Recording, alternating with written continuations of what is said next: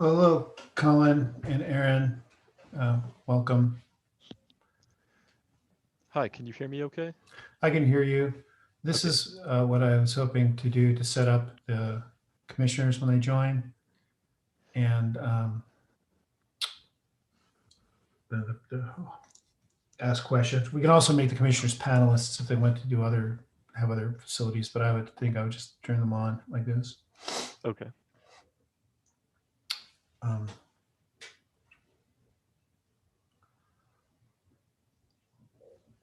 I'm sorry, Colin. I didn't make you a co-host in time. Oh, It that's it wasn't on my list. It was actually on my list for yesterday, but when Isaac became co-host, I accidentally checked that, and so I moved on. oh yeah, completely unnecessary. Like done. All right. All right, guys. Sorry to interrupt. I just want to let you know I have the YouTube stream going. It looks like it's working fine. I've transferred hosts back to Michael, so that is probably all you need from me. But let me know if you need anything else. I'll have them update the website with the latest info. Thank you, Isaac. No problem.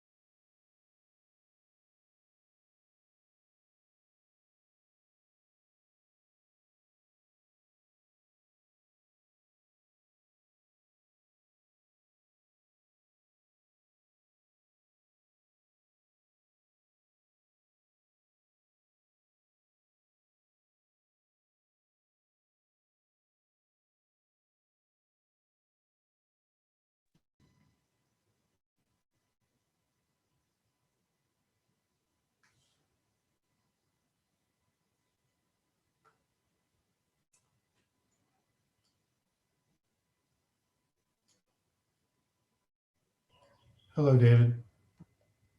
Hello, Michael. How are you? I'm well.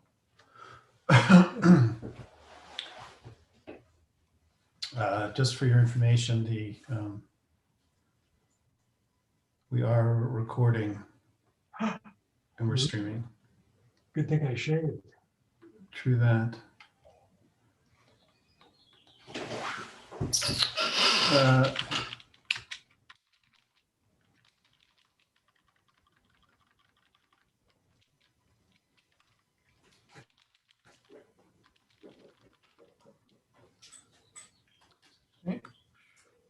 Oh, come on. Open our city.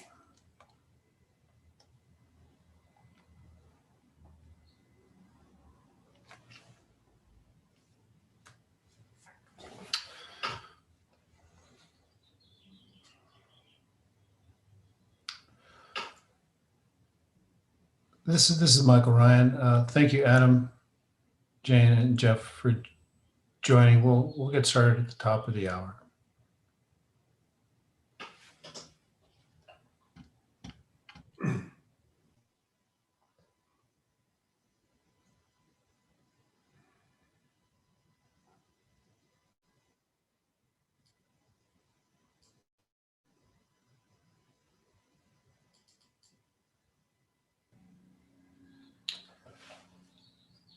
Welcome, Jill.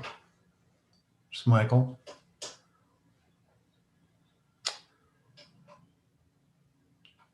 Just to let you know, the team has set up and we are streaming to YouTube now ahead of time and we are recording, but we'll edit this part out before we publish. Okay, I wanted to be sure that I was on the right link. 100%. No, I'm so glad you joined early. So that appears to be true, right? Right. That's why I tried. That's why I put up the lead-in slide there, so we could. Excellent. A number of people have asked, "Am I on the right link?" And Yeah. so Well, I had a few on the calendar. So thank you. pleasure.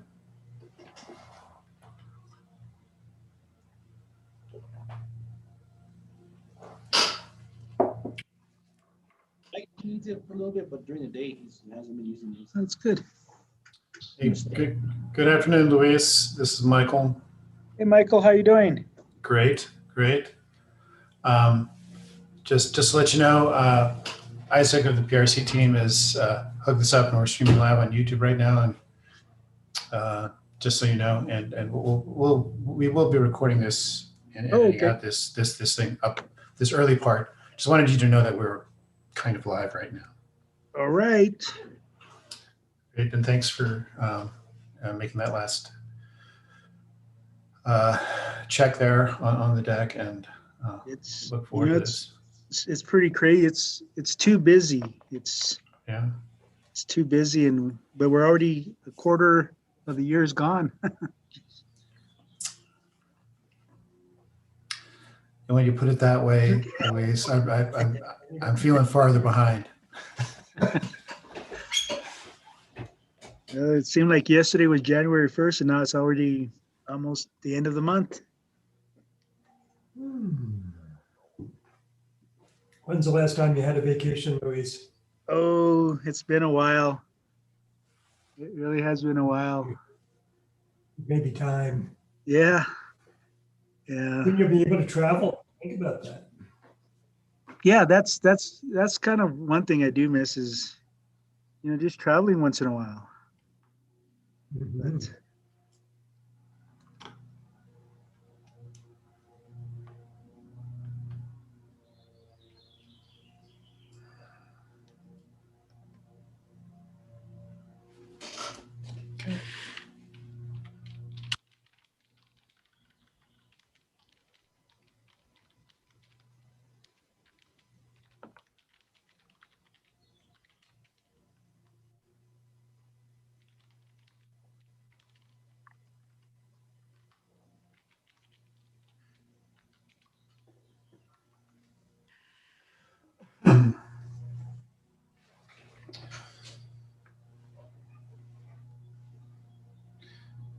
So, and of course, it has to be that the neighborhood gardeners have to be next to my house at this time.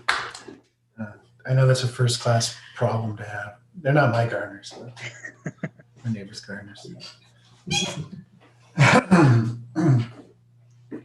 Well, Luis, here in California, if you're my age and my weight, there are places to get vaccinated. So we're looking forward to that, and then perhaps taking some short trips.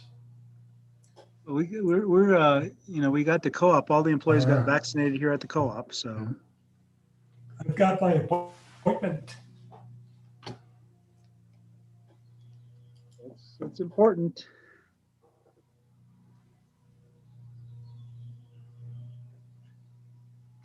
I'm so psyched. It just feels like such a relief. You know which is it, Pfizer or Moderna, David? Do you know which one? Moderna. Okay.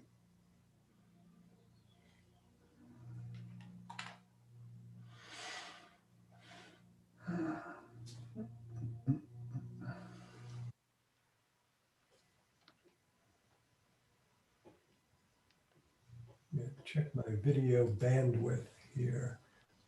Unable. Oh, the host has stopped it. Huh. Okay. Oh, what stopped?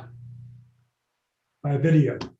Oh, That's okay. I don't want it. Is anybody going to use it while they're talking?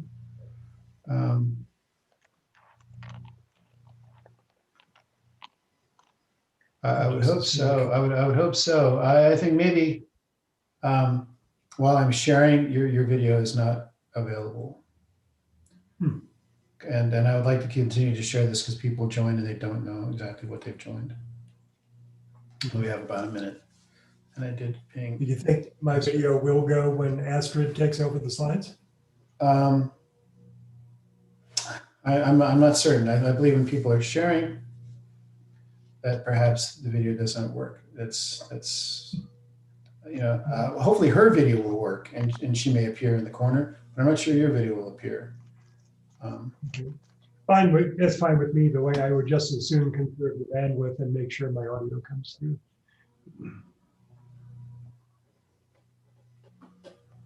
Yeah.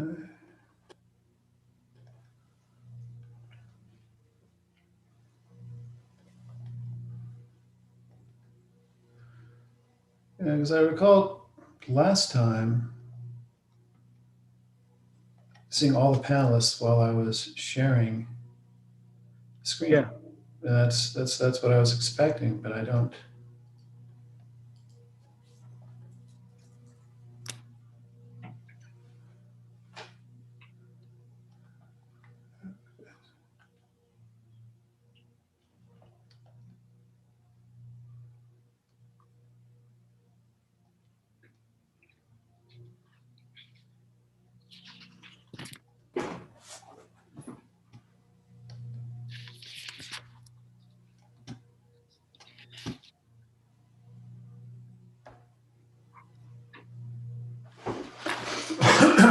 All right, well.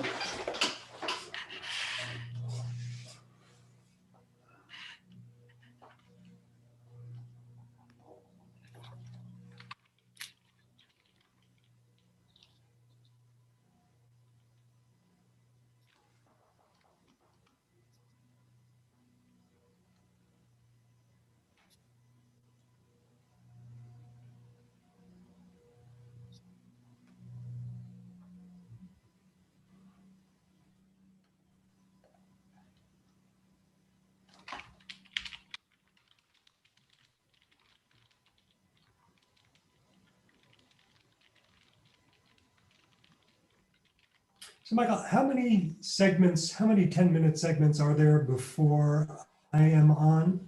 Are there three? Three or so, right? There's state of the art, there's Carson, there's the case study, and then there's you. And there's Jill. So And then roughly. yes, I would think. I'm just going to go on mute for a second and reach out to Astrid, and then we can get started.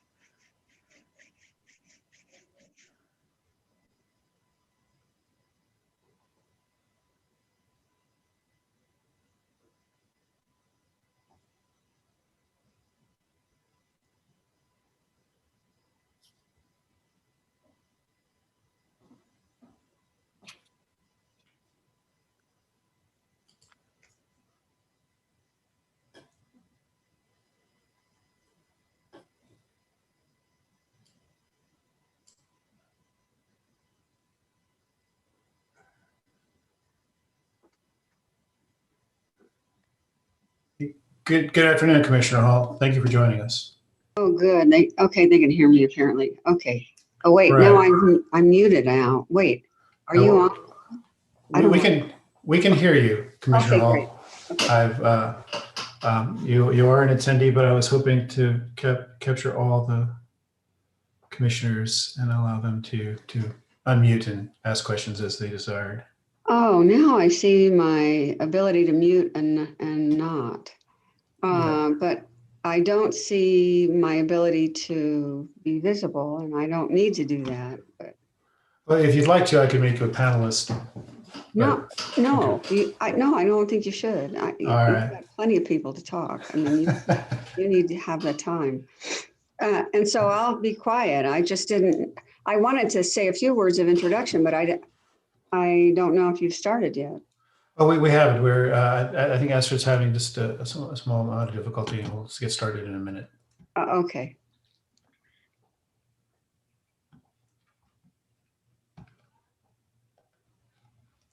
So, and I have yet to see the,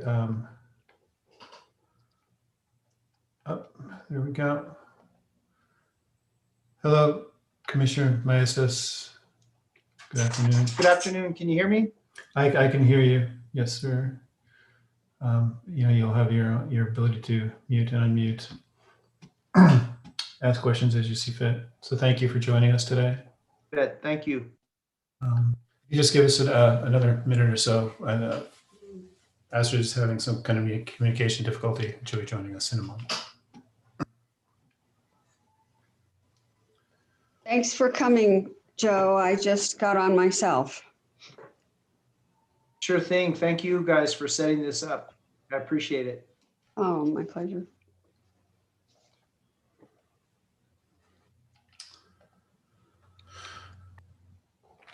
Oh, hi. Well, welcome, Astrid.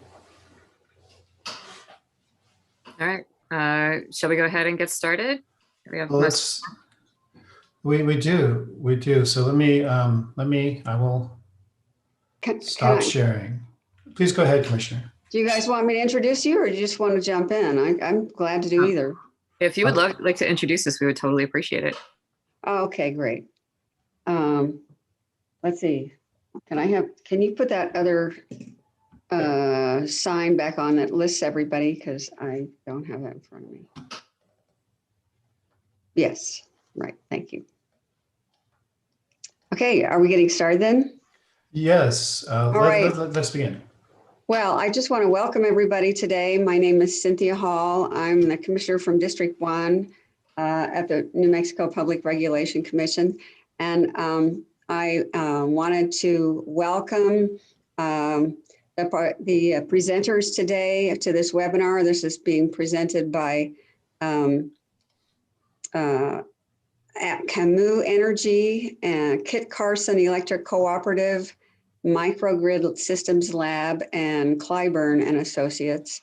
And speaking today will be Astrid Atkinson, Luis Reyes, I believe, David Breaker from Microgrid Labs, and Jill Clyburn. I asked them to come and provide this webinar because I had seen it earlier this year, and I felt it was just very relevant to New Mexico because we have so many people in rural areas that lack adequate connection with the grid and the opportunities for improvement of the grid at the distribution level. And so this is a very illuminating webinar on what opportunities exist and what we should be looking toward trying to achieve. So I look forward to hearing their presentation again. I'm happy to hear it again, actually, and I hope you enjoy it too. So without any further ado, I'll hand it over to Astrid. Take it away, Astrid. Thank you. Thanks so much, Commissioner Hall. We really appreciate the opportunity to present here as well. Okay. Michael, should I share my screen? Please go ahead and take control. Well, while I get the screen share, hang on. While I get the screen share set up, I'm going to introduce myself briefly. So I'm Astrid. I'm the CEO for Camus Energy. We provide grid management software infrastructure to utilities and energy providers with a particular focus on community utilities and folks working with cities, communities that have decarbonization targets set. So this is something that is really important to us, as I'll go through when we talk about goals, both for technical reasons and also transition, which are supportive of making sure that we preserve equity of access and equity of costs to folks across the entire grid, as opposed to sort of thinking about the renewable energy transition being kind of primarily accessible to those who can afford it. So as we go through this presentation, I will be giving a little bit of an intro for topic area as a whole and what we're looking to do here. And then I'll be joined by Luis, by David Reeker, and by Joel Clyburn to talk through various aspects of this. Because I think fundamentally, one of the most important parts of thinking through the overall challenges of the energy transition is that it's a collaborative effort. There are many stakeholders, and any effective engagement in this space will absolutely be a team effort and will take advantage of the expertise of folks from across the landscape. So I'm going to go ahead and lead off, and then I will hand off to other folks as we go through here, and they will introduce themselves. But I wanted to start by talking a little bit about where we are today and kind of how we got here. Now, just in terms of perspective of myself and my team, we come in from a software and an internet systems background with a really strong focus on internet systems reliability and distributed computing models. However, as folks who are looking to lend our talents and skills to the energy transition, we view that as kind of a fundamentally collaborative process, and we're really fortunate to work with folks like Carson, who are at the forefront of that transition and kind of lending our technical skills to, in the service of their greater mission for providing clean energy for their community and new opportunities around that. So when we think about goals in this space, it's important to highlight that there are a number of goals which are sometimes in tension, but more often I think complementary, especially if we enter with the idea that serving all of these goals at once would be the ideal outcome.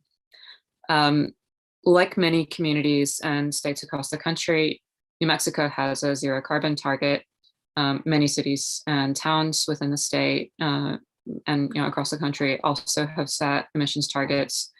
And so, that sort of means different things to different people, but it is definitely like a part of the landscape that matters a lot when we think about how we might achieve other goals, such as resilience and cost management. And I think the great news is that, as we see with this case study with Kit Carson, you can't have all of those things at once. And I'll let Luis speak to that a little bit more as we go through. But it's also important to highlight that, as I mentioned, that this is fundamentally a collaborative endeavor, and it's one that really needs to focus on providing this transition and supporting this transition in a way that serves the needs of the broader community. And so I'll talk a little bit about implications in that regard as we go through, as I think will Luis and some of the other presenters. So just quickly, like looking at this, the challenge of grid modernization and energy transition from a technical perspective, which is really kind of the core expertise of my team. There's a few phases and a few kind of core areas of focus that we see in this problem space. And we see these as being, kind of a stepped process or an additive process. There's been, I think, different levels of emphasis on different parts of the problem, but broadly, we see an investment in instrumentation and data infrastructure within the grid landscape as being really fundamental to supporting the process of transition. It's very hard to manage a system that you can't see. One metaphor that I like for this is the idea of air traffic control. Air traffic control works because the operators know where all the planes are, and most of them have filed flight plans. Whereas if we look at the kind of changing grid landscape, that's not always true. Many operators and many kind of individual constituents, whether that's the RTO or the generation transmission operator or the distribution operator or the consumer, are each operating on limited information. And it's really only by putting all of those perspectives together that you have a comprehensive view of what's happening within the system. So being able to put those pieces together to provide that comprehensive view is one of the things that we see as being a really powerful enabler to that broader transformation. And as I go through and we talk about the case study of the work that we've been doing with Luis and the folks at Kit Carson, hopefully we can kind of put a little bit more detail into what that looks like in practice. On top of that, we have opportunities to think about how the grid might play a different role and how it can play a kind of fundamental transformative role as we go through this process of transition. Thinking about incorporating new resources, using the grid as a platform for new kinds of energy development, thinking about how that plays out in the policy space as well as the technical space, thinking about how that impacts the business models of both utilities and of developers and consumers is also an important part of this. So as I go through, I'll sort of talk through this in more concrete detail by using the Kit Carson case study as an example. One of the biggest changes that we see as we go through this process of transition is that the grid landscape has a number of new needs, which really didn't apply in the past. In the past, the kind of areas of control and areas of operation were pretty clear, with a very clear separation of responsibility between generation, distribution, transmission, where one company might serve a couple of different pieces of this landscape, but in general, their functions were very clear and pretty distinctly differentiated.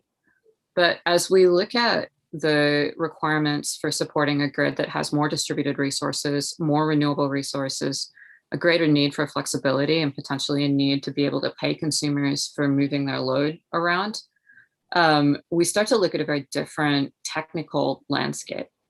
And so while this impacts all parts of the grid landscape, and so many of the entities involved in it, the place where this gets particularly complex and where many of these constraints interact is really at the distribution utility. And that's why we're really excited about the work that we've been doing with Kit Carson, because that work of kind of transitioning from a more traditional model of grid operation that was really primarily focused on reliability, but not one in which there was a lot of local generation or sort of a lot of backward flow of control within the grid landscape, kind of moving towards a model where there's more active system management happening at the distribution level. It's a really powerful enabler to unlocking many parts of change across this landscape. So I'll talk about that as we go through the case study in a little bit. One of the most important questions as we kind of go through this process is thinking about the role of consumer-sided devices. And that's more than just rooftop solar or more than just kind of EVs and batteries. It's also thinking about the role of things like microgrids, thinking about the potential role of device aggregators, people who may want to aggregate up resources to participate in regional markets where that's available, which is still something that's evolving within New Mexico. But particularly thinking about how folks who are investing in local resilience installations, so whether that's the Pueblos putting in solar and storage for their own needs and potentially looking to export power, or a college campus looking to become an independent microgrid, thinking about how those resources interact with the broader grid is really important, not just from a technical perspective, but also from a business model perspective. And I'll let Luis kind of talk about some of those considerations, but briefly, whenever a community or an individual kind of decides to put those resources in place, there's kind of a choice that we can make collectively about whether that's going to be something that primarily just kind of cancels out their bill and provides them with resilience opportunities, or whether it's going to be something that can be grid supportive and become part of a dynamic, more actively managed grid where those resources could potentially help to support the role of much more local solar, for example. So thinking about like what technology capabilities are required to make edge resources grid supportive is a really, really important part of the set of choices that we need to make across the next few years as we think about what grid modernization and what the process of decarbonization is going to look like. So with that, I'd like to hand it over to Luis to talk a little bit more about what they're doing at Kit Carson and more of the structure about that. Luis is the CEO for Kit Carson Electric Cooperative. And Luis, can I hand it over to you? And perhaps let me know if you want slides moved along. Yeah, thank you, Astrid. Great job. So again, let me go over what Kit Carson is doing relative to our transition from where we're at to where we want to be in the future. So if you could, next slide, Astrid. So right now, Kit Carson, one of its primary goals that the co-op and its members met with is to reach 100% daytime solar. It was 2022, now it's 2021. So by the end of this year, we have two big projects underway. We should meet that goal for the cooperative and its members. That will be constituted of 41 megawatts of solar. That's approximately 19 different projects that are distributed around the Enchanted Circle. So we have arrays in Eagle Nest and Peñasco, Picaris, Cuesta, Ojo Caliente, all over here in Taos. And we'll be installing or integrating 15 megawatts of battery storage, a 12 megawatt facility here in Taos, and a 3 megawatt or 3.5 megawatt facility in Angel Fire that will be tied to a 15 megawatt and a 6 megawatt solar facility. Those batteries will be a Tesla, and those will also come online at the end of the year. You know, the overall goal for the members, besides getting clean renewable energy, is to lower the cost of energy. As we transition from you know, fossil fuels or the fuel sources that our power suppliers in the past had to more clean energy, the cost, as many people know, is coming down. And so that is an ultimate goal, is to have affordable energy for everybody. We think also critical is, and we have a fiber optic network up throughout our system. So Kit Carson owns and operates about 3,000 miles of fiber optic that passes or goes to every home and business in the 3 counties we serve. I do think that's going to be important in the future to have some type of communications network. We felt that fiber optic was the best because it's scalable. It fits both with our electric modernization efforts, but it also has helped on our commercial side, just offering broadband and those type of amenities or utilities that rural areas need. We've been successful because we've also chosen good partners like Camus. We've been involved with NRail, Sandia National Labs, Los Alamos National Labs. They've been all part of this equation, which really Kit Carson started around 2005 with its first solar project. And 2016 was kind of a high mark for the co-op as we exited one power supply contract that only allowed 5% to a power supplier today that has enabled us to get to this 100% daytime solar. We also think in this transition, the implementation of EV charging, but it's just not EV charging, it's more a transportation plan. And I think that's important because if I think we need to enable all members, just not those members of means to have EVs, but also be able to create a market for moderate and low income to have EV vehicles as we move forward. And then finally, to achieve, as all utilities that we believe in New Mexico will do hit, is the state's goals for the Energy Transition Act of by 2045 or 2050, depending on type of utility, will be carbon free. We do see that storage is going to be flexible and really is going to be, I believe, invaluable because it does have many value streams, many uses. Today it's batteries, but in the future it may be some other type of storage. Here at Kit Carson, we see it for peak shaving, whether that's system peaks or transmission peaks. We think there's opportunities for ancillary services, for resilience and reliability. As we live here in the mountains, we're also always concerned about forest fires and the ability for our first responders to fight a fire safely, but also that we have the ability to safeguard our public if that were to happen. Next slide.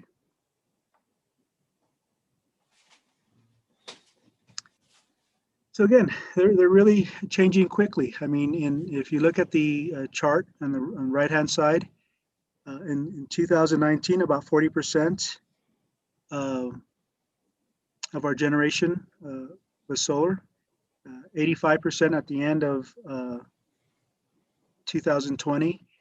And by the end of this year, with all the resources, there'll be times of the year that we have over 100% once we get our arrays on, and with all the behind the meter and other, I would say, grid participants that want to tie into our grid, which again, we have to address. It puts us in a position that we really have to understand our grid. We have to forecast properly because as we know today, we still have the nighttime and snowy days and cloudy days scenario. But I think Kit Carson's in a good position because of the tools that we have through RETA and specs, some software programs, so that we can develop programs, scenarios, do analysis on real-time view, and have real-time view of our supply and demand.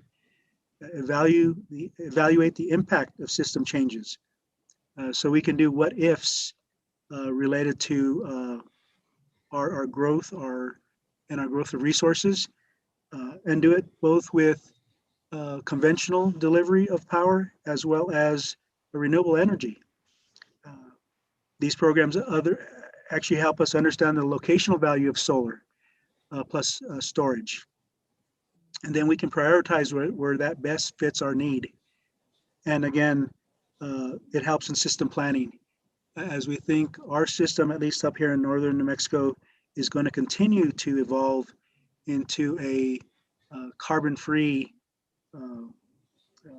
environment. And as Astrid mentioned, outside of the value of energy, we look at it from economic development. We're looking at it for marketing. Places like Taos Ski Valley are now marketing that their power supply when you come and ski is going to be all renewable. And that's important as they compete nationally for tourist dollars, which just makes New Mexico much more successful economically as we move forward. And next slide. Some of our key objectives is equity. We think that every member of Kit Carson should have access to low-cost renewable energy. That it should no more be just for those who can afford solar, either behind the meter or in front of the meter, that it should be available to everybody. The cost of solar or the cost of electricity should continue to decrease, and the bringing more solar hedges on what we think is going to be the increase in pricing is transmission cost. So bringing on low-cost renewables hopefully offset increasing transmission cost. Members should have a choice. As hard as that sometimes is for utility to understand, I think the world is evolving and members should have both access and choice of their power source. We want to make our area, our co-op, our members competitive and really develop the economy. And we've done that. Every single array we've built so far, 16 out of the 19 have been built with local installers that we basically had put a business together and they've built everything. The Picaris was built by someone from out of town, but I believe it was Mr. Harper made a commitment to hire locals from the tribe. So we've been able to really make this a win-win for the community. And then for utilities, we need to make sure that with the increase in renewable energy and storage, that we continue to have a reliable and resilient network. Next slide. So the role of software and why this is important is because we are committed, again, to do a lot of things, a lot of our planning, a lot of our operation in real time. And solar generation is occurring rapidly. We need to make sure we understand how our system works today and understand how it's going to operate in the future, given the access to low-cost solar facilities. And we want to do that all in real time. Next slide. Vision and reality, we want to do things in real time. We want to look at power usage. Local generation, we basically have created a distributed energy resource that is local.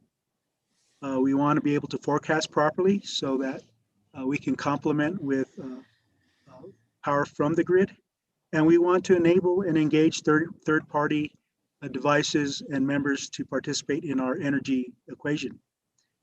We want to be able to balance solar, manage the power flows, and really kind of make sure that we're using solar and storage at the right time in our system.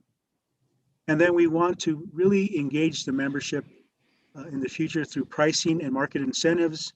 I believe, as Astrid said, paying people to store energy, and we'll take the energy at times we need it. Getting more, I think the more we get members to participate in their power supply, the better our grid will end up and the cheaper the prices are, because now they're part of the equation, not just a customer taking service from a utility. Next slide. This is a type of stuff we want to be able to share with our members, again, in real time. Camus is developing a dashboard. Here's a slide of our transmission network with all the substations and at least maybe some solar facilities. And on your left-hand side, how much local generation is being supplied during, I guess, on this time, during that day. And so we want to continue to engage and be very transparent in the business we do for our members here at Kit Carson. Next slide. Here is some information as we try to get a better handle of what's happening behind the meter and what impacts, both positive and negative, they have. And so again, this product that Camus is developing for us will give both us and the members a real-time view into what is happening behind the meter. Luis, do you want me to maybe just talk for a moment about what's happening there from a technical perspective? Because it might be interesting to add that as we go forward. So just to kind of tie into what Luis was describing in terms of goals and kind of features in the work that we've been doing with Kit Carson, deploying our grid monitoring dashboard with them.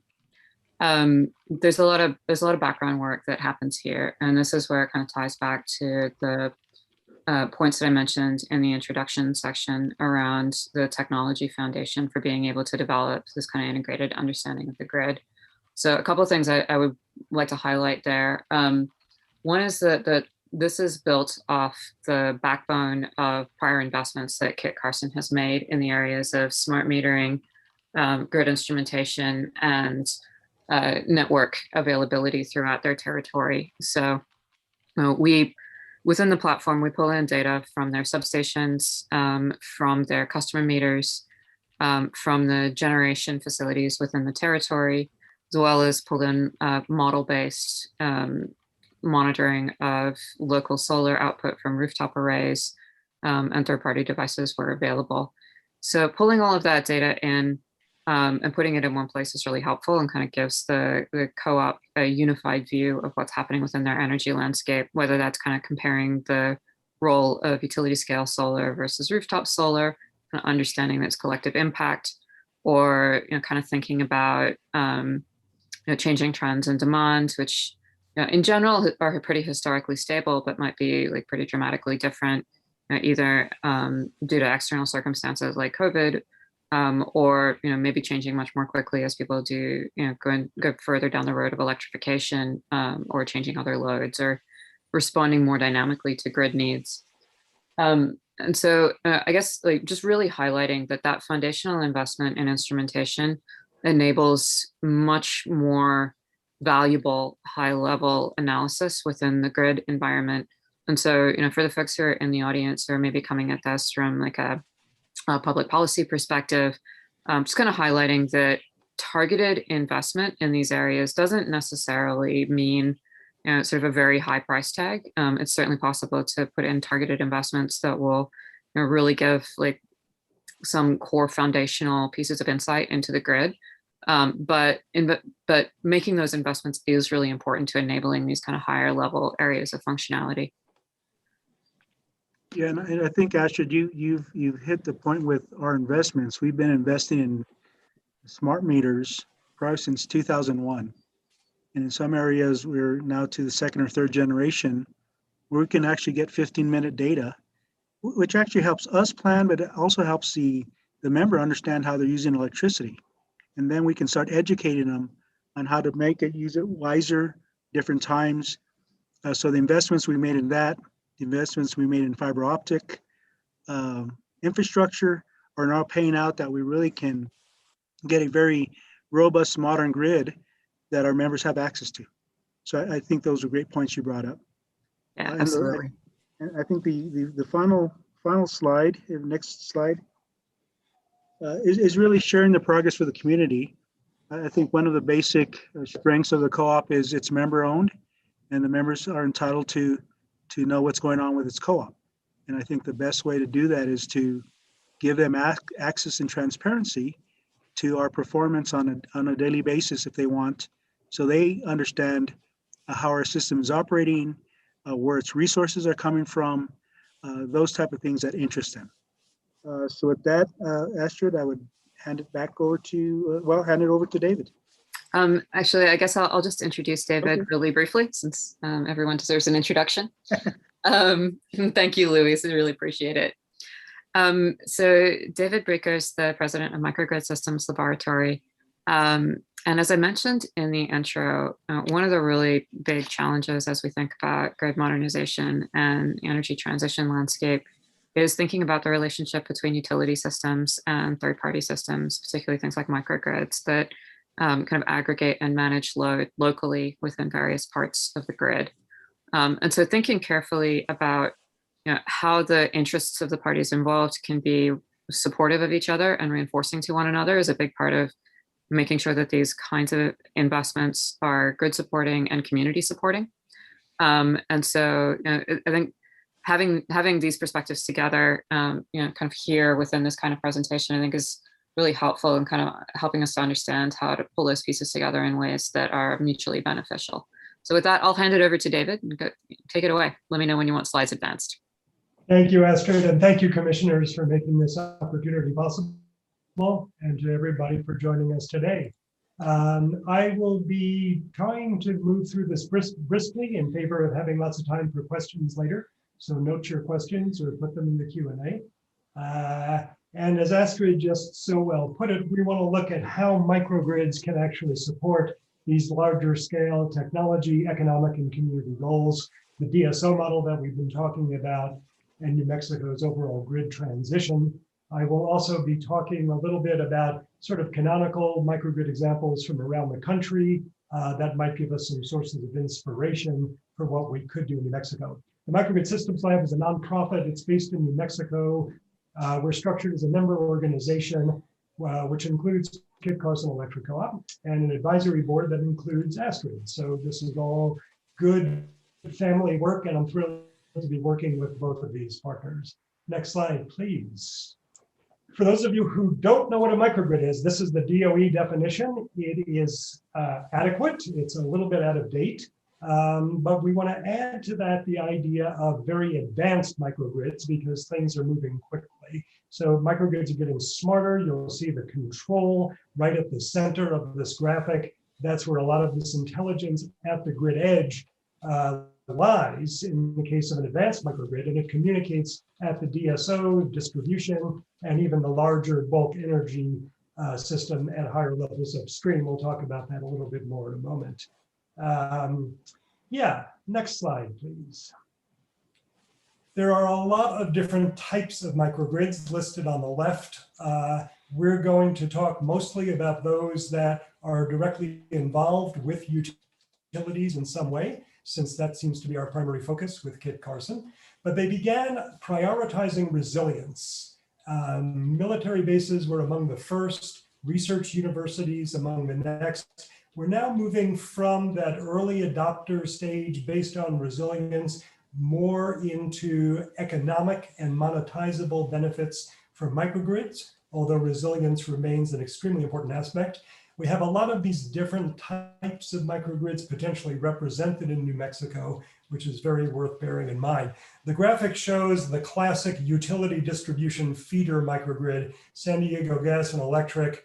The Borrego Springs community is out in the middle of the desert at the end of the single distribution feeder. Tremendous reliability issues. They corrected that. Instead of trying to improve the line, they beefed up the local capacity in the form of a microgrid. It's been enormously successful.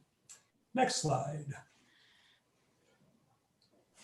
There are a number of projects starting to happen in New Mexico. This is all the ones that I know of. They've been mostly driven so far by research at the universities, some demonstration projects that we've been involved with at Santa Fe Community College. The city of Albuquerque is evaluating 4 potential resilience projects, which are very interesting. We've got a strong R&D base as part of the ecosystem and some technology innovation activity going on. The graphic shows a New Mexico startup called Block Energy, which is now moving into its first commercial deployment in Florida at a new housing development. They've got a demonstration site at Kirkland Air Force Base. Next slide. Microgrids offer a broad portfolio of benefits. Resilience, we already touched on, and I'm going to drill down on it more in the next slide. But you'll see here, there are abundant potential benefits. Many are monetizable. It depends upon what state and what regulatory regime are in effect and what the utility is capable of utilizing. But many of these are actually monetizable, and microgrids can become economically advantageous on their own. In particular, as I said earlier, in the Borrego Springs project, they can be an alternative to very, very expensive transmission upgrades. This is a classic example of Con Edison in New York. They were confronting a $1 billion transmission line upgrade and instead created a microgrid district that spans these sectors of Brooklyn and Queens and saved roughly $1 billion. The transmission upgrade was 1.2. Next slide. So what is resilience all about? In the event of an outage at the utility level, an advanced microgrid will isolate itself or island itself instantaneously and go into autonomous operation. Typically, that is structured as a series of load priorities and shedding. In general, the critical loads that absolutely must be maintained to support community health, life, values, represent approximately 10% of load, and they will be maintained indefinitely. We may be entering into an era of extended outages. So the idea of being able to support critical loads indefinitely is more important than many of us think because we haven't experienced a prolonged outage. Then there's another roughly 15% of critical loads that you want to maintain for long periods of time. And then the balance are more or less discretionary and will depend upon how much local generation is available. Increasingly, resilience is being thought about in economic terms as well as social value. There are several initiatives underway to actually put a price on resilience, and they help to justify the economics and the capital expense of microgrids. They also send benefits upstream that we've talked about, and can, in the event of an outage, if the utility is in a black start situation, which can be extremely challenging, a large size microgrid can support the black start. Next slide. So things to think about in the context of New Mexico's energy transition. We are, as Astrid and Luis have pointed out, moving into a more decentralized context with abundantly more DERs that need to interact with and participate in the grid. With the advent of beneficial electrification and particularly electric vehicles, we're going to see tremendous increases in that, as well as the complexity that needs to be controlled and orchestrated at the DSO level. Microgrids can play a very important role in this. The graphic shows, this is a little bit dated, it's from 2016, but the most recent I've found. It shows a forecast for utility distribution microgrids and the projected predominance of public power entities like cooperatives and municipals actually taking the lead on this, which is not surprising to me. Next slide. So where might all this be going in the future? Some people think we're evolving into a grid of microgrids, which is entirely possible. We're certainly looking at networked microgrids interacting with each other, and this becomes another role for the DSO and something that can be done to optimize both at the local level within the microgrid footprint, but also looking upstream to what is required at any given point in time to optimize performance at the DSO level or even beyond. So we're going to see a lot of different interactions between control and operations at the different levels, shifts in optimization, and I would say the cutting edge of technology research is that microgrids become sort of one state that a set of assets can occupy with the capacity to actually reconfigure themselves dynamically to deliver the optimal benefits wherever required. We're looking at the graphic at a classic networked microgrid utility install. This is ComEd in Chicago, in Illinois. They are creating a community microgrid in the Bronzeville community, which is a disadvantaged neighborhood. It is directly adjacent to the Illinois Institute of Technology, which has a campus microgrid, and so will be a tremendous opportunity to explore network microgrid behavior. Next slide. And finally, where would we be without a supportive policy and regulatory framework? We would be nowhere. So there's a lot that needs to be done. Clearly, the Grid Modernization Act in New Mexico is going to support this type of transition and even specifically calls out microgrids. California, not surprisingly, is pushing ahead super aggressively on this in the wake of their fires and public service power shutoffs. There's an enormous amount happening there, as well as in other states that have been impacted by extreme weather events, which clearly are projected to occur more frequently. The federal context is becoming increasingly important as well. There's a tremendous amount of grid modernization that's being budgeted for and planned, as well as the anticipated Biden infrastructure bill. Microgrids are being called out as essential components of that. And finally, FERC recently passed an order that's designed to enable distributed energy resources to aggregate and participate at the bulk level, and clearly microgrids will be benefited from that. And with that, we're over to Jill Clyburn. All right, thanks so much, David. Jill Clyburn has a Santa Fe-based consultancy that works nationally in clean energy innovation, including working with all kinds of utilities and on DOE-supported market development for community solar storage and DERs. She's been working on a project with Carson Electric Cooperative, which also has general applicability to a number of co-ops and to the co-op model in general. And I will hand it over to her to further discuss that. Thank you, Astrid. See if I can start my video. I'm unable to. Okay, that's cool. I'm really glad to be here. Thank you for inviting me. And I did want to say just at the very start that the presentation that Astrid gave envisioned a DSO that was cost effective and accessible. And so that's the key part of grid modernization, where you can see the whole picture. And if you could go back to the previous slide, please. The previous slide, please. No, not that one. This one, or you want the next one? I wanted the previous slide. This one? Well, I don't know how the deck goes, but my first slide, I can wing it. Oh, I'm sorry. Hang on. Give me 1 sec. Yeah.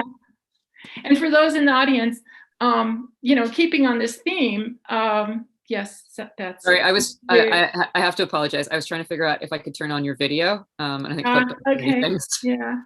Well, I mean, this is an example of exactly what I was trying to say. Is that Camu Energy has a big vision for this, and how grid modernization can be accessible to electric co-ops, which means an equity play in rural America, which is really where a lot of New Mexico lives, and also cost effectiveness in that aspect. I think David, from one perspective, sees like the bigger picture and how this possibly could evolve in the future. My role with the Solar Plus for Electric Co-ops project is practical and a first step. And so this is a small but complementary effort to everything else you've heard. But I think it's nice to be able to envision something that is on that kind of smaller immediate scale. This is part of the National Renewable Energy Labs, the Solar Energy Innovation Network.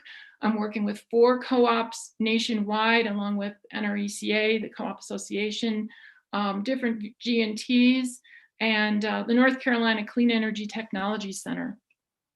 So in this case, what our goal is to increase the pace and impact of solar plus storage procurements for rural electric utilities. Straightforward. Next slide, please. As we approach this work, it is actually taking the perspective of the procurement. In other words, we can all envision the greater future, but the problem is you have to get there one step at a time. And so in this project, we've worked with Kit Carson and also with a co-op in Colorado and a co-op in Georgia and some in North Carolina to step through this process. You can't get what you need if you don't know what to ask for. And the truth is, in the storage field today, a lot of storage projects, even in electric co-ops where people are well educated and engineered, it's a complicated idea to try to figure out, when you face the developer with this crate full of storage batteries, what do you ask for? What do you want it to do? So what we've actually done is develop a streamlined model, which is just a small thing. It actually runs on a spreadsheet, but it looks at 4 different value streams. And then it looks at 2 strategic value streams, which are maybe a little less easy to monetize, but very important to communities. You heard Louise talk about one of those, which is resilience. The other is distribution deferral, deferring increasing costs from things such as increasing rooftop solar in the community that might be creating more congestion on a local line or circuit. So this model, I was just working on the user's manual today. It's about to be released.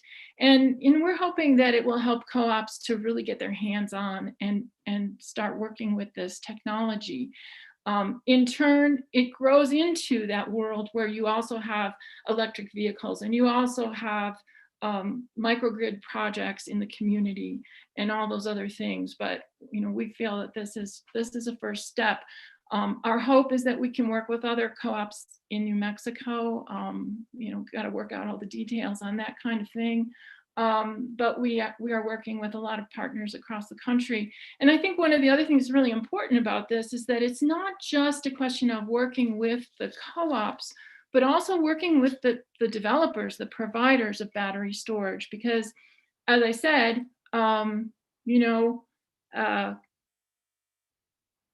it's a two-way conversation. And oftentimes a co-op has a decision-making board, which is not as advanced perhaps as the people who are manufacturing and selling these batteries today. So we're really trying to facilitate this development. And thank you very much. All right, thank you so much. Really appreciate the perspective that spans across multiple co-ops as well. So just to kind of bring this back around and wrap this up, I want to kind of come back to this question of what this looks like as the model for grid management evolves forwards, both from the utility perspective and also as we look to incorporate a grid landscape that does have kind of many more moving parts.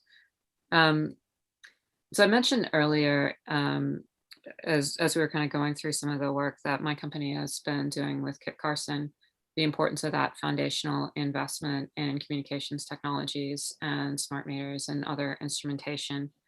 And I just kind of wanted to come back to that for a moment, because I do think that it's really important to approach this question with a little bit of nuance. One thing that we see in many places is the idea that you need to have a very large scale capital investment in massive infrastructure overhaul for instrumentation before taking any steps to kind of pull data together or provide any kind of higher level visibility or insight into the system. And I think that, in our experience, for the most part, that's not necessarily the case. There's often targeted investments that can provide a great deal of insight, and really kind of thinking in detail about what sorts of data you want to be able to get out of the instrumentation that's provided as a result of that investment is a good place to start. So, one of the things that we've tried to do as we engage with Kit Carson and with other co-ops is to really try to make sure that we can help them to get the most value out of their prior investments in data and instrumentation, and also to help them understand where targeted investments in the future might be most beneficial.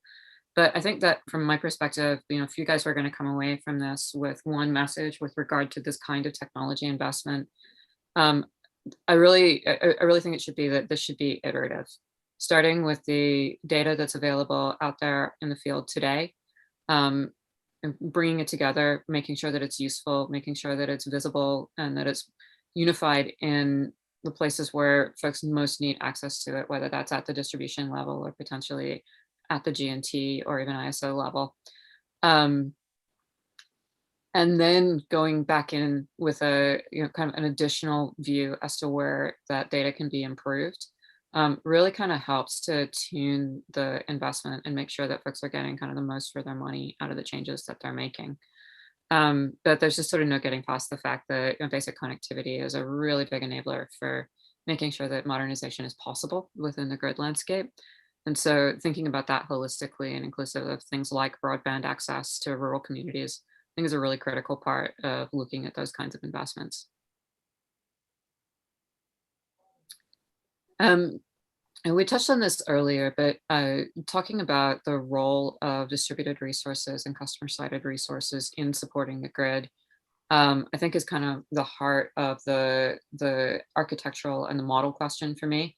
As we look at what it means to modernize the grid, as we look at what it means to potentially decentralize the grid and open up much more participation for behind the meter resources to engage the community, to become part of the resilience and reliability story of their own energy community, and to be potentially part of utility systems as well.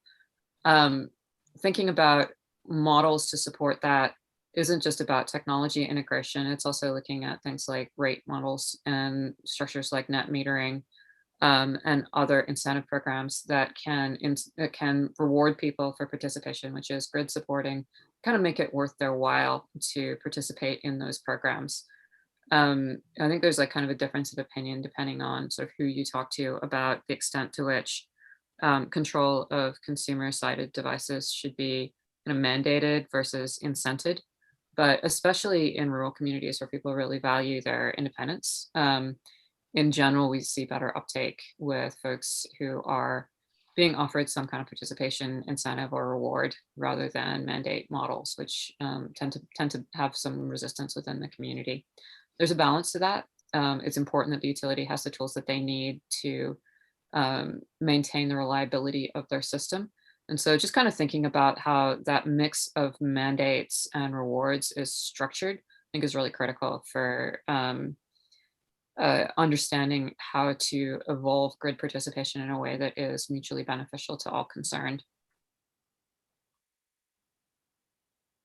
As we think about the role of the distribution system operator, this is really kind of an expansion of the role of the local utility. And this is, I think, kind of exactly what the Kit Carson case study shows, is that that's more than just thinking about how do you add rooftop solar to the energy mix within a given community. It's also thinking about things like how do you incent economic development? Are there new economic opportunities that can be opened up from participation for local resources potentially into other markets or other market opportunities? If that's something that the community wants to access, does the utility have the tools that it needs to provide guarantees for that and to potentially be able to provide access to developers to use their grid in that way? Is that something that can be done in a way that's grid supporting and avoid causing problems? Does the utility have the safety controls that it needs in order to manage potential negative impacts, and this kind of constellation of questions. And so while this is a sort of complex technical space, I think there's kind of a few simple recommendations that we would sort of suggest folks come away from this with. One of those is those telemetry standards. Another is the fact that there is an important role for software in providing management capabilities for folks who are making this transition from a more traditional distribution management model to one that needs to take more complexity into account. And the last one is one that honestly I'll sort of leave to Luis to discuss, which is thinking about incentive models and the role of third-party devices within specifically the utility landscape. Yeah, and Astrid, I think that's why the data is so important, because if you have good data, then we can start giving our members options where they start choosing how they want to interact with the grid, whether it's be incentivized, mandated. I mean, of all the investments that we've made over the years, I think the broadband network and the smart meters clearly have given us an edge of being able to be successful in the future, because then we can create rates and incentives, opportunities for our members to participate from an energy perspective. So I agree with everything you said, but I think that's a direction I think most co-ops and utilities have to get to, is giving enough data and enough information so that ratepayers can make good informed decisions. And when you do that, most of them are going to want to help make sure the utility, the co-op, is successful. So I do, it's worked here so far. We're at that next step of we're doing some cost of service work to see if we can start offering real-time incentives, time of use rates tied around EVs and solar, so that we can enable more people to participate in their grid. So with that, Astrid, I'd turn it back to you and see if there's, I guess, any questions. Yeah, definitely. So I think we do have some time for questions now, which we've kind of kept. And so we do have some questions in the chat already. Let me pull those up, but I would also kind of open it up to panelists to pick up any questions from the chat that they think they particularly like to answer.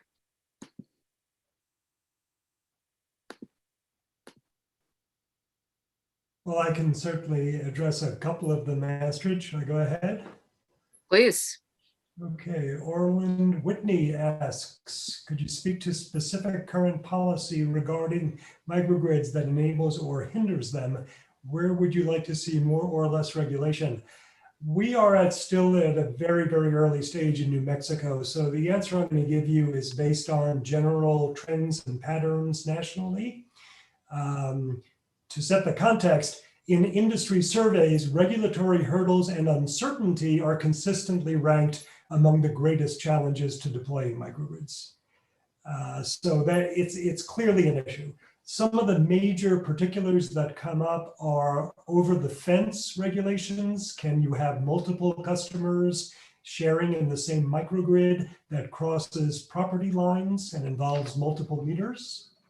Can you be selling electricity within the microgrid? Is that retail wheeling and a violation of the utilities monopoly franchise? In states where this is an issue, is the microgrid considered a generator? And might that create problems in the regulatory framework? Can utilities own and operate microgrids, or will that stifle market competition in creating microgrids? And equitable tariff setting for microgrids that reflect both the values they provide to their users, but also to the utility.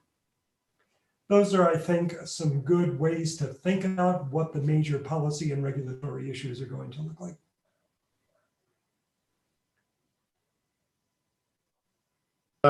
So David, this is Michael. I think there's another one from Jared Ames about, why are we going into a period of more outages? Is this due to global warming? I would say there are three major factors involved. There are many minor ones, but the major factors are the one that he asks about, which is climate change. We can see it clearly. It's happening all the time. Texas, for those of you who aren't following the technical discussion, Texas was not an anomaly. It's an indicator of what's happening. The system is not ready for what it's going to have to confront.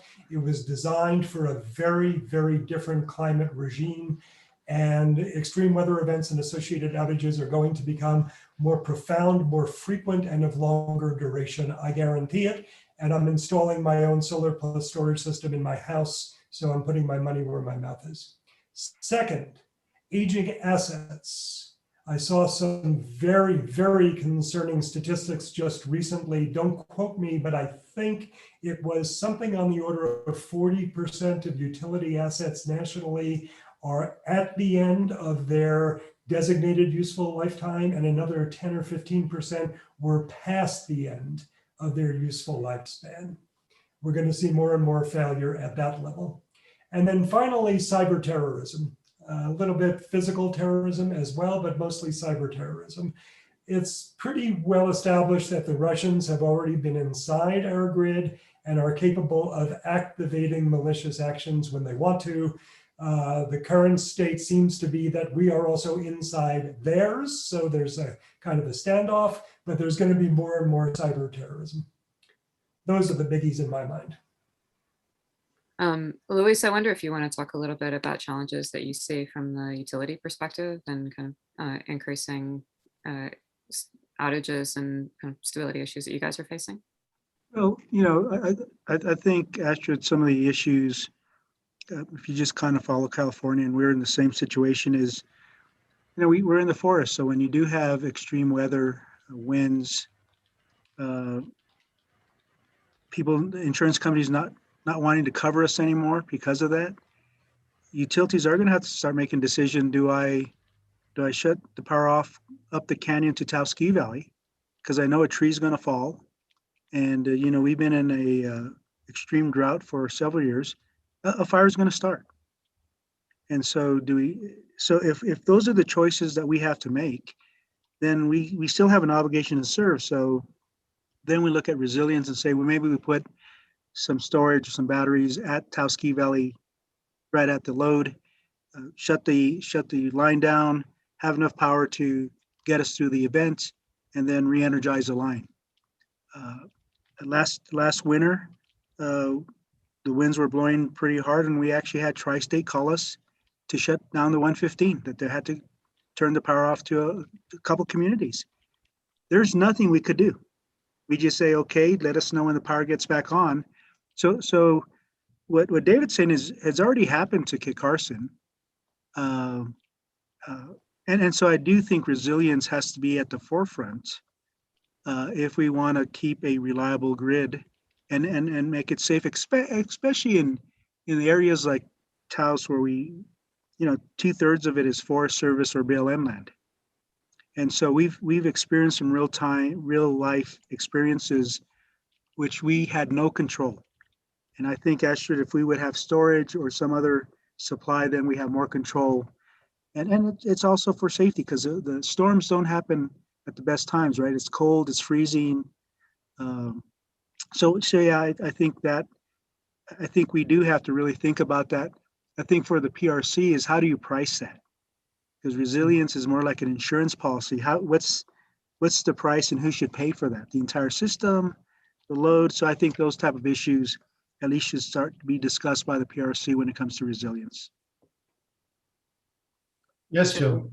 Yeah, I just wanted to mention, our project also will be releasing a report soon on the policies and the institutions involved in this, particularly, of course, from the electric co-op perspective. But what we've found as being one of the most important aspects of this puzzle is striking the right balance between the value in the community and the value of solving problems where they occur, while at the same time understanding the upstream relationships, which could be relationships with G&Ts, or in the case of New Mexico, especially with emerging markets. and I think that that's a really important role, from the regulatory perspective, is to keep in mind the benefits that reside in the local community. Because if you can solve problems there, you don't, I've lived here long enough to remember the Western blackout when, the Western WECC went out and is eventually, I believe it was just a tree on a line or something like that. So if everyone is doing their part to have the best system they can, then when you bring all of these systems together, they function much better. Before I let you go, Jill, John Reynolds asked a question, and maybe you can answer it, perhaps Luis or David as well. John asks, there's been a community solar bill passed in the Mexico legislature. Can this enable more opportunities for community solar development than otherwise? Take a Carson, for example, and is that something you're targeting? I would let Luis answer that one. Yeah. All right. So in Kit Carson's case, I really think that helps with Taspa and Picaris, because I really do think it fits. We have a community solar at Picaris. It's worked. We help manage it. Every tribal member gets a benefit based on their governance and their independence. So I do think it does give a lot of benefits, at least for co-ops who serve tribes, to enable them to become a little bit more independent on their power supply, right? And it's work with Picaris. Taos Pueblo is in a growth mode, so yeah, I do think there's opportunities for, in at least Kit Carson's case, around the tribal sovereignty issue. I would add one thing, Michael, to bear in mind is that as solar prices go down, it's like a remarkable new world for those of us who've worked in solar for a long time. But by using solar plus storage, you're changing a low-cost, low-value resource, hard to believe, but it's true, into a very strategic and high-value resource. Okay, and I think this legislation is supposed to perhaps accelerate that. I think poaching a question from Commissioner Hall, Astrid, to you, what is an example of a targeted investment that is not rip and replace in a rural setting? I think one that I would point to is for utilities that don't currently have smart meter deployments. Utility is always looking at a phased rollout whenever they do kind of get their smart meter program in place. But having even some percentage of customers within that grid environment have smart meters that have live data available can be pretty helpful. You don't actually need to have it at every location in order to be able to use that data to shed light on what's happening within the broader grid environment. This is actually something that we sort of brought in with our team from a technical perspective, is the ability to use data in specific sample points across the broader grid to draw conclusions about the sort of likely behavior of other customers. So for example, to use 15-minutely information from a subset of customers to extrapolate the likely behavior based on monthly reads from others is one way that you can sort of get better data access in advance of a multi-year meter rollout. So, I think that at some point, grid modernization efforts really will ultimately require broad smart meter rollouts. But for folks like, I think PNM is still kind of thinking about how to do this and how they want to approach it. Talking with them about a phased rollout might actually be really helpful. And also pulling that data in sooner rather than later to higher level grid data integration and grid data visualization will probably help them understand, how to get the most value out of it. So, that's one example. There's some others that we've seen of investment in, kind of lightweight line sensors to add more details into certain parts of the grid where there may be issues or people may be curious to get better data about backflow. In other cases, thinking about using third-party data sources to provide additional information about the behavior of third-party assets is also something that can be additive rather than necessarily sort of requiring a large initial capital investment. Those are all kind of examples of things. It's basically sort of making the best use you can of the data that's available.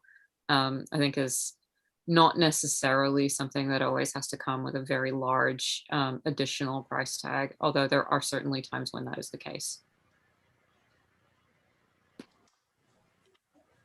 I think well, that's great. I think George Richmond asked a question about microgrids, and he's pointed out that PNM and Avangrid have a start on smart meters.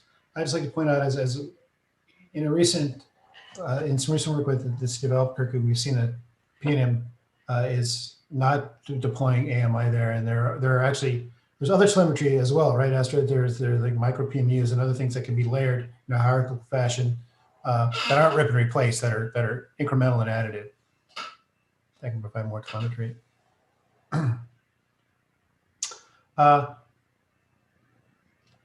There's a question that goes back to the behind the meters, I think, support of the grid, and Commissioner Hall, I think that's the structure of it. Commissioner Hall asks, what type of customer incentives are you talking about? I think when we're talking about new rate structures and incentives to customer resources to provide flexibility. Well, Michael, one could be, and again, this is high level, is, storage. If someone puts storage behind with, coupled it with a rooftop, and the Kit Carson had access to the storage when we needed the power, right? Not when they want to give us the power. Maybe there's an incentive there. And as storage becomes more prevalent, and I think it's going to happen with solar, it's going to come down in price. That may be an incentive outside of some of the conventional incentives that utilities give. Let me control your water heater, your air conditioning. I think storage is a big element where you can have, or let me put storage on your house, right? Well, I'll control it, but let me couple it. And here's the financial benefit we'll give you, so I can use that power when we need to use it.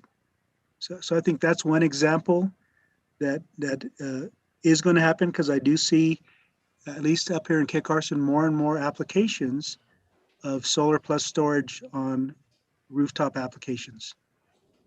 And I would add to that, as another aspect of storage, vehicle to grid integration with electric vehicles and utilizing the car's battery in order to provide the kinds of support and load shaping that Luis is talking about. I think that's an inevitability and an area that utilities are going to become very active in. I would just say with regard to that I think the use cases for behind the meter battery are probably a bit nearer term than the vehicle to grid use cases. But one thing that is really relevant in the shorter term with EV management is just shifting in time when those loads show up. Also provides a really potentially valuable flexibility service, and that is something that some utilities offer incentive rates to consumers to move their charging. So it's like a really simple one. With regard to the storage integration point that Luis just made, one thing that I'd add to that is that in most cases, the normal setup for a battery that is supporting a rooftop solar installation at a house or a business is to basically keep consumption at that location flat. Basically masks all load for that location on the grid, unless you ask it to do something different. Now, that battery could absolutely provide grid supporting additional power, helping to shift solar generation from during the day when it collected its power to the evening and be asked to discharge between 4 and 6 p.m. to support grid peak. But in order to have it do that, you have to ask it to do so. In order to ask it to do so, you need a mechanism for that.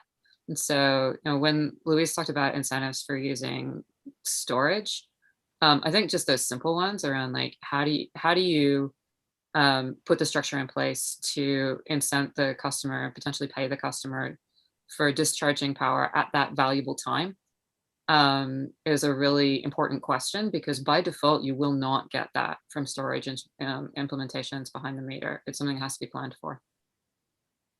And, there are different strategies that deal with load flexibility as well. And I know that the regulators deal with these all the time, but although it's a little bit of a stretch to begin to really think of them in a more integrated way, that keeps the total costs down and of course, brings in all the other stakeholders that are working on clean energy into one picture.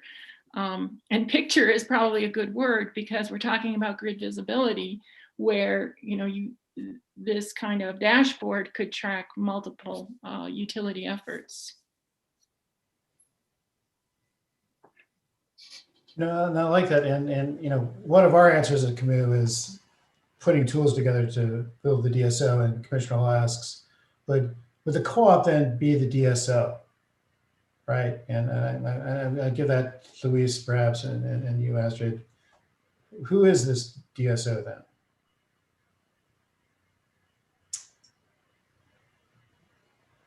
Take that, Astrid.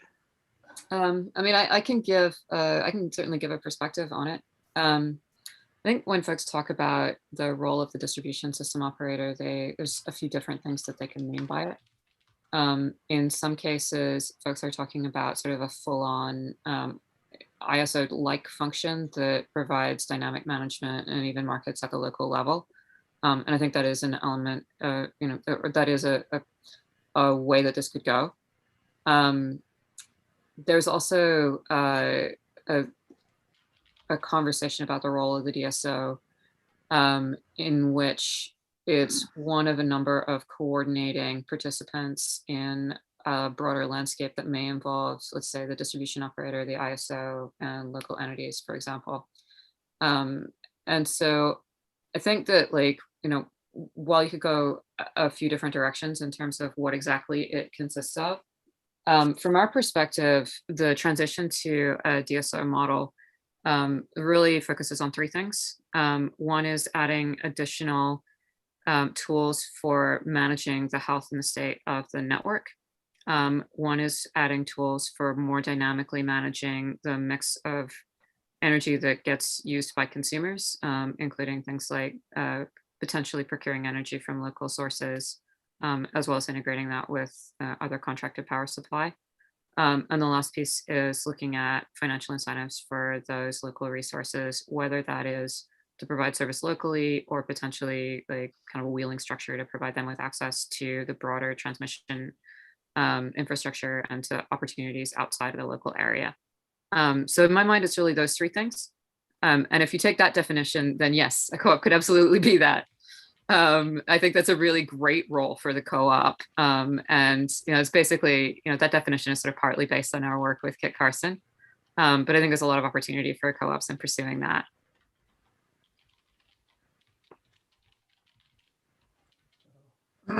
Yeah, it's comprehensive. I like that.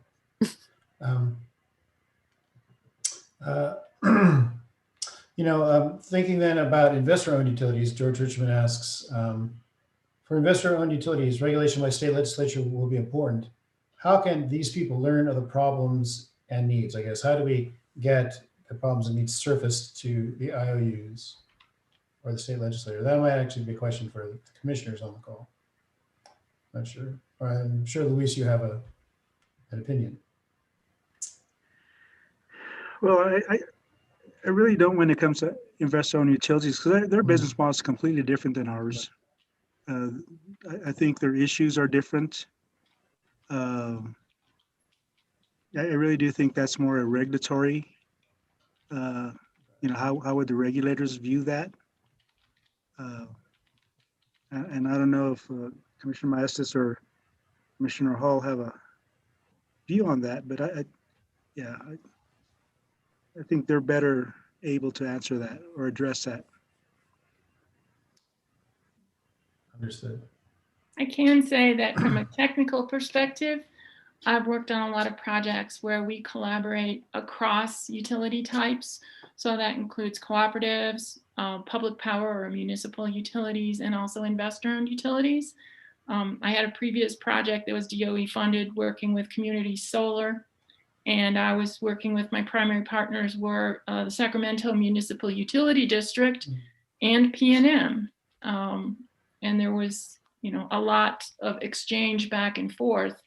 When it comes to actually implementing in the investor-owned utility world, it's a little different pathway. And of course, we're all familiar with that in New Mexico.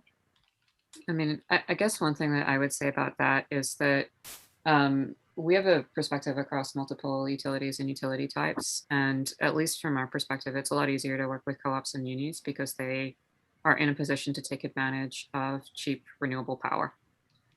If you can't take advantage of cheap renewable energy based on how the business model works, then it's very difficult to motivate any of these other kinds of investments and systemic changes, which makes so much sense for co-ops and munis.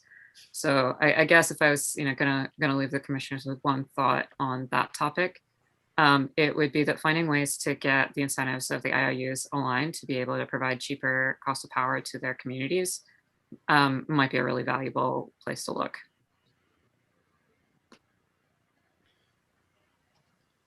Joe, I had one of my own questions that I had queued up, and I was just going to ask it here as a follow-up because you gave us example of what we're getting in Sacramento. As you work across the nation, then, and you may have already said this, so I'm just perhaps asking you to highlight it. What are the one or two key lessons that you've learned working across the nation that you think most apply, perhaps in New Mexico? Is it the reproducible framework? Is it the set of software tools? What would be the key lesson learned? Or one or two? I think it all works. I mean, it all works together, and that's the key. I think the big key for co-ops and also for municipal utilities is not only do they have that structure which makes the members or citizens direct stakeholders in the utility, but also they tend to be very lean.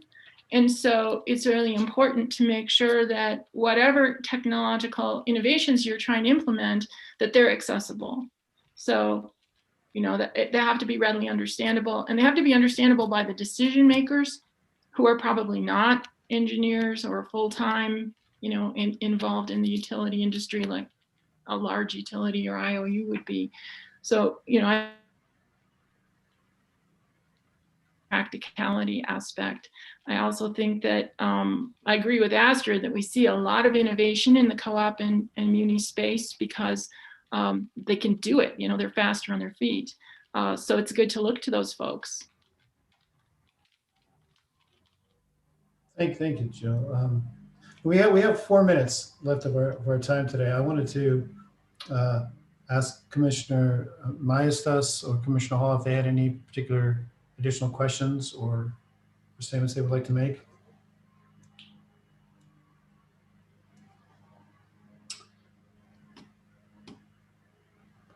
Before we adjourn.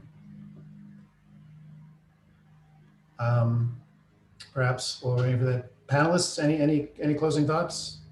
I just wanted to say thanks so much for the opportunity to present here, and we hope it was valuable to folks who have joined us for this time. Likewise, thank you to everybody for joining us and for all the great questions too. Thank you. And I'm sure we'll all be available for follow-up.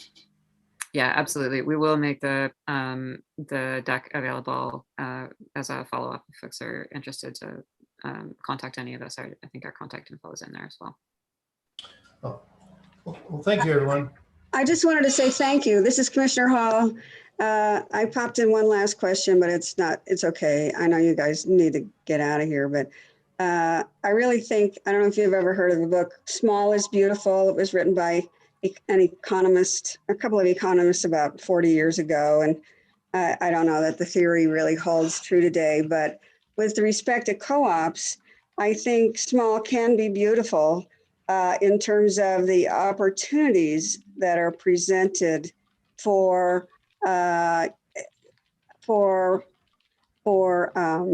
implementing some of these mechanisms, that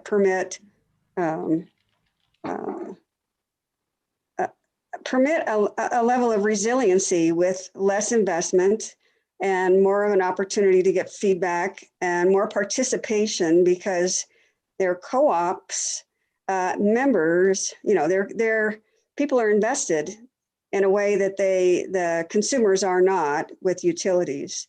So I think it really does provide an opportunity for creative work and experimentation with far less risk to a broad community And I think it's really exciting, especially with the example that Kit Carson sets. And, you know, admittedly, they're pretty unique in the country, but nevertheless, I think it sets a great example. And I think for here in the West, it's really important because of the number of co-ops. So I think that's why I like your presentation so much in general, because you focus at this level. And as one of the last elected commissioners standing in New Mexico, as you know, we're switching back to appointed, which I actually approve of. I have to say that I have a strong appreciation for grassroots work. And this is like grassroots development of renewables and clean energy and new design of systems. So I really appreciate what you guys are doing, and I hope you continue to spread the word, especially in the West. I think you'd have a very welcoming audience wherever you go. And actually not just in the West, there are plenty of co-ops in the East as well. Anyhow, thank you very much. Thank you for being here. Thank you. Thank you, Commissioner Hall. Really appreciate you hosting us this fall. Thank you. Take it easy, everyone. Have a Thank you, good evening. Commissioner Mestis. Thank you Take all. care. Bye. Thank you.